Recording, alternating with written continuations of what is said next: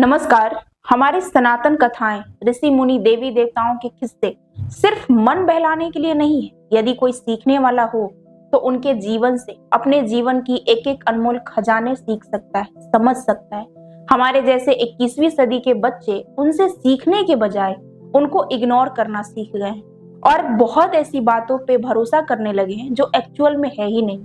और ये बात मैं अपने अनुभव से बता रही हूँ, क्योंकि जब तक मैं अपने ग्रंथ से दूर थी तब तक मेरे भी मन में हजार सवाल थे, हजार बातें थी। लेकिन जब से मैं अपने ग्रंथ को पढ़ना चालू की हूँ, समझना चालू की हूँ, तो मुझे हर चीज का समझ आने लगा। वैसे ही महाभारत में बहुत सारी कहानियां हैं, किस्से हैं जिनसे हम सभी सीख सकते हैं। देखा जाए तो पूरा महाभारत ही हम सभी को बहुत कुछ सिखाता है। उसमें से एक प्रचलित किस्सा है द्रोणाचार्य को लेकर के। आज उसी पे मैं आप सभी के सामने बताने का प्रयास करूंगी। तो द्रोणाचार्य के पिता हुए ऋषि भारद्वाज, जिनकी आर्थिक स्थिति बहुत ही सुदृढ़ थी, क्योंकि वो केवल एक तपस्वी नहीं थे बल्कि एक महान विद्वान, अर्थशास्त्री और काशी के राजाओं के पुरोहित, जिन्हें राज्य से धन संपत्ति भी मिलता था और साथ साथ वो एक विमान चालक और व्याकरण के ज्ञाता थे। उनके आश्रम में कभी भी धन धान्य की कोई कमी नहीं थी। उनके आश्रम में बहुत सारे राजा महाराजा भी विद्या लेने के लिए आते थे, उनसे शिक्षा ग्रहण करने के लिए आते थे।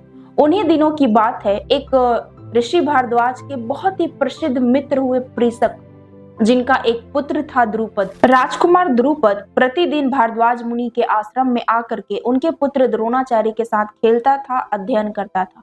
कुछ समय बीतने के बाद राजा पृषक की मृत्यु हो गई और द्रुपद पांचाल देश के राजा बन गए। इधर भी कुछ समय बीतने के बाद मुनि भारद्वाज जी का स्वर्गवास हो गया और द्रोणाचार्य उन्हीं के आश्रम में रह करके गहन तपस्या करने लगे। वे वेदों के विद्वान तो थे ही, तथा साथ साथ तपस्या के द्वारा संपन्न पाप रहित विद्याओं को ग्रहित करके उनका नाम यश चारों ओर फैलने लगा था। बुद्धिमान द्रोणाचार्य उसी आश्रम में रह करके धनुर्वेद का अभ्यास करने लगे। किसी समय उन्हें पता चला कि महात्मा परशुराम जी अपना सारा धन संपत्ति विद्या दान कर रहे हैं। तब उसे पाने की इच्छा से वह महेंद्र पर्वत गए, जो अभी ओडिशा के गजपति जिले में स्थित है। तत्पश्चात वहां पहुंच करके परशुराम जी को नतमस्तक होकर के कहते हैं कि आप जितना भी धन विद्या दान कर रहे हैं वह सब मैं पाने की इच्छा से आपके पास आया हूँ। परशुराम जी द्रोणाचार्य का स्वागत करते हुए कहते हैं कि मेरा जितना भी धन था वो सारा मैंने ब्राह्मणों में दान कर दिया। मेरे पास मेरे शरीर और कुछ विद्याओं के अलावा कुछ भी नहीं बचा है। तुम अगर चाहो तो इन दोनों में से कुछ भी मांग सकते हो, मैं इसके लिए तुम्हें मना नहीं करूंगा। तब द्रोणाचार्य कहते हैं कि आप मुझे प्रयोग रहस्य तथा संहार विधि सहित संपूर्ण अस्त्र शास्त्रों का ज्ञान प्रदान कीजिए। उसी समय परशुराम जी द्रोणाचार्य को संपूर्ण अस्त्र शास्त्र का ज्ञान देते हैं और साथ साथ धनुर्वेद का उपदेश भी बताते हैं। ये सारी विद्या को पा करके द्रोणाचार्य अस्त्र विद्या के पंडित हो गए। जब द्रोणाचार्य अपने पिता के आश्रम से निकलकर ऋषि अग्निवेश के आश्रम में रहने लगे, वहां पे राजा द्रुपद भी धनुर्वेद की शिक्षा ग्रहण कर रहे थे। वे दोनों काफी अच्छे बचपन के मित्र थे और उन दोनों का एक सडन एज तक मित्रता बरकरार रही। उसी बीच में द्रुपद ने एक दिन कह दिया था कि जब मैं राजा बनूंगा तो उस राज्य पे तुम्हारा भी अधिकार होगा, और फिर वहां से दोनों अपने अपने राज्य लौट गए। कुछ समय बीतने के बाद इधर द्रोणाचार्य कृपाचार्य की बहन कृपि से विवाह कर लिए, जिनसे उन्हें एक पुत्र हुआ जिसका नाम रखा गया अश्वत्थामा, क्योंकि वह जन्म के समय ही घोड़े की तरह हिनहिना रहा था, जिसके कारण उस बच्चे का नाम अश्वत्थामा पड़ा। और द्रोणाचार्य इस बच्चे को पा करके बहुत ही प्रसन्न रहने लगे, उनका जीवन बहुत अच्छे चलने लगा। एक दिन की बात है, उनके आश्रम के बाहर कुछ ऋषि कुमार गाय का दूध पी रहे थे। यह सब देख करके छोटा सा अश्वत्थामा बाल स्वभाव के कारण दूध मांगने लगा। नहीं मिलने पर वह रोने लगा।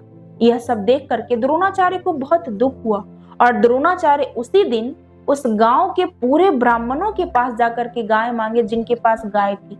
लेकिन पूरा दिन भ्रमण करने के बाद भी उन्हें एक गाय नहीं मिला, क्योंकि उस जमाने में गाय होना मतलब कि आप बहुत धनी व्यक्ति हैं, आप बहुत पैसा वाले हैं। पूरा दिन भ्रमण करने के बाद जब द्रोणाचार्य को गाय नहीं मिला, जब वह शाम को हरे थाके लौट रहे थे, तब फिर से दोबारा देखे कि कुछ बच्चे आटा का घोल बना करके अश्वत्थामा को ललचा रहे हैं और वह छोटा सा अश्वत्थामा उस आटे के घोल को पी रहा है और बहुत ही खुशी के साथ कह रहा था कि मैंने दूध पी लिया।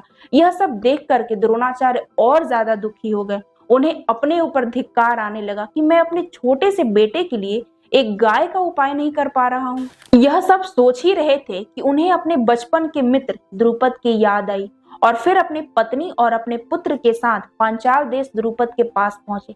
लेकिन वहां तो सब कुछ उल्टा हो गया। द्रुपद तो पहचानने से इनकार कर दिया और बोलने भी लगा कि तुम्हारी बुद्धि अत्यंत असंगति के कारण अशुद्ध हो गई है। मैं तुम्हारा सखा कैसे हो सकता हूँ? सखा तो बराबरी वालों में होती है। उस समय मैं तुम्हारा मित्र था क्योंकि हम दोनों में समानता थी, लेकिन अभी तुम कहाँ हो और मैं कहाँ हूँ? हम दोनों में अभी मित्रता कैसे हो सकती है? इसलिए इस प्रकार छीन होने वाली मित्रता को अपने भाव से निकाल दो। बड़े बड़े राजाओं के तुम जैसे श्रीहीन मित्र तो होते ही रहते हैं। यदि तुम चाहो तो तुम्हें एक रात का अच्छा भोजन दे सकता हूँ। यह सब सुन करके द्रोणाचार्य बहुत ही अपमानित हुए और अपने पुत्र पत्नी के साथ वहां से चले आए। और फिर द्रोणाचार्य कौरवों और पांडवों के गुरु बने और राजा द्रुपद से बदला लिए। तो ये कहानी थी द्रोणाचार्य की, जिन्होंने एक दोस्ती के विश्वास पे इतना सारा अपमान सहा।